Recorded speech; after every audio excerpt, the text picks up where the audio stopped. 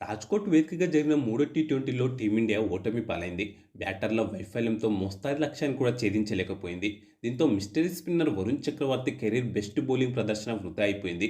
ముఖ్యంగా head coach Gautam Gambhir తీసుకున్న నిర్ణయం టీమిండియా కుంభముంచింది. ఏకంగా ఓటమిని మూటగట్టుకునేలా చేసింది. మొత్తంగా టాస్ సమయంలో చేసిన ఒక తప్పు టీమిండియా ఓటమికి ప్రధాన కారణంగా తయారైంది. ఇక కీలక మ్యాచ్లో సత్తా చాటిన ఇంగ్లాండ్ జట్టు భారత పర్యటనలో తొలి విజయాన్ని నమోదు చేసింది. మొత్తంగా మ్యాచ్ ఎలా జరిగింది, టీమిండియా ఓటమికి గల కారణాల గురించి ఈ వీడియోలో మాట్లాడుకుందాం. ముందుగా మ్యాచ్ ఎలా జరిగిందనే విషయానికొస్తే, వరుసగా మూడో టీ20 మ్యాచ్లోనూ టాస్ గెలిచిన టీమిండియా ఈసారి కూడా మోటో బౌలింగ్ ఎంచుకుంది. అలాగే తుది జట్టులో ఒక మార్పుతో బరిలోకి దిగింది. యంగ్ పేసర్ హర్షదీప్ సింగ్కు విశ్రాంతినిచ్చి సీనియర్ పేసర్ మహ్మద్ షమితో బరిలోకి దిగింది. ఇంగ్లాండ్ మాత్రం తమ తుది జట్టులో ఎలాంటి మార్పు లేకుండా బరిలోకి దిగింది. ఏడాది తర్వాత టీమిండియా తరఫున బౌలింగ్ చేసిన షమి మంచి టచ్లో కనిపించాడు. గాయం తర్వాత కోలుకొని పూర్తి ఫిట్నెస్ సాధించిన షమి బౌలింగ్ సమయంలో ఇబ్బంది పడుతున్నట్టుగా ఏమీ అనిపించలేదు. మంచి లైన్ అండ్ లెంత్తో బౌలింగ్ చేశాడు. తన తొలి స్పెల్లో 15 పరుగులే ఇచ్చాడు. మరోవైపు ఓపెనర్ ఫిలిప్ సాల్ట్ వరుసగా మూడో మ్యాచ్లోనూ విఫలం కావడంతో 7 పరుగులకే ఇంగ్లాండ్ తొలి వికెట్ కోల్పోయింది.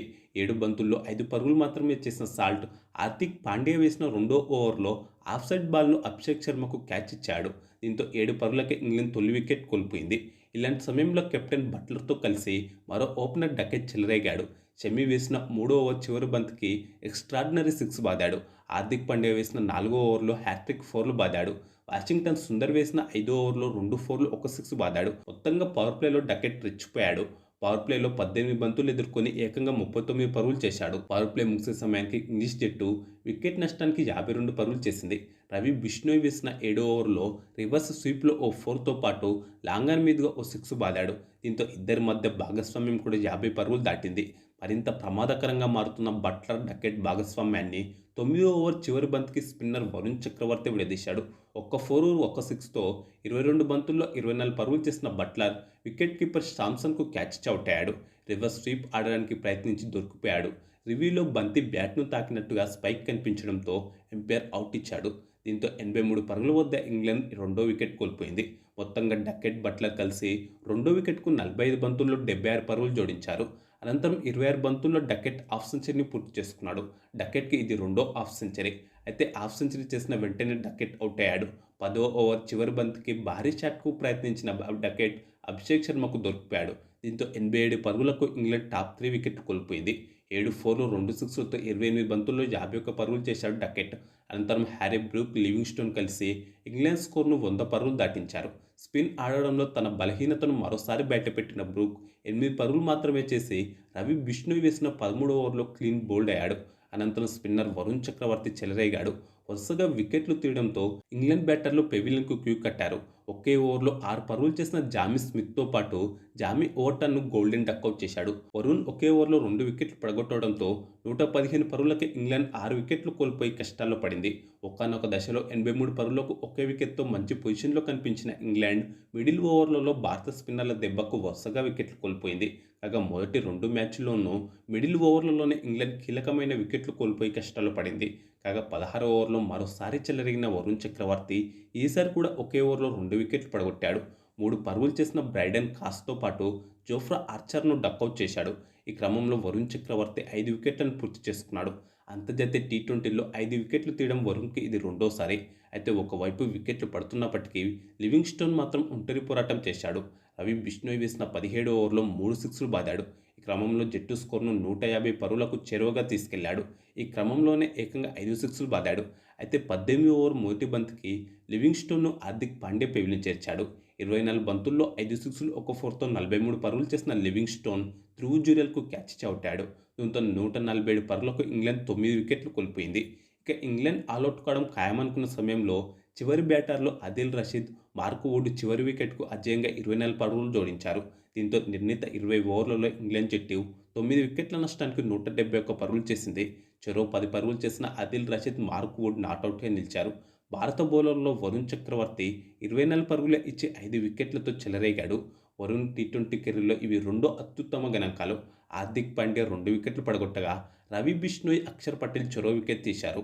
అనంతరం 172 పరుగుల టఫ్ టార్గెట్తో బరిలోకి దిగిన టీమిండియా పవర్ ప్లేలోనే కీలకమైన టాప్ 3 వికెట్లు కోల్పోయి కష్టాల్లో పడింది.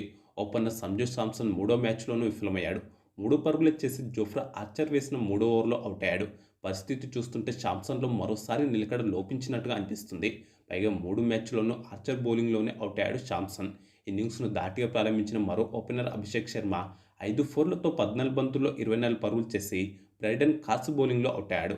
ఆ కాసేపటికే కెప్టెన్ సూర్యకుమార్ యాదవ్ మరోసారి నిరాశపరిచాడు.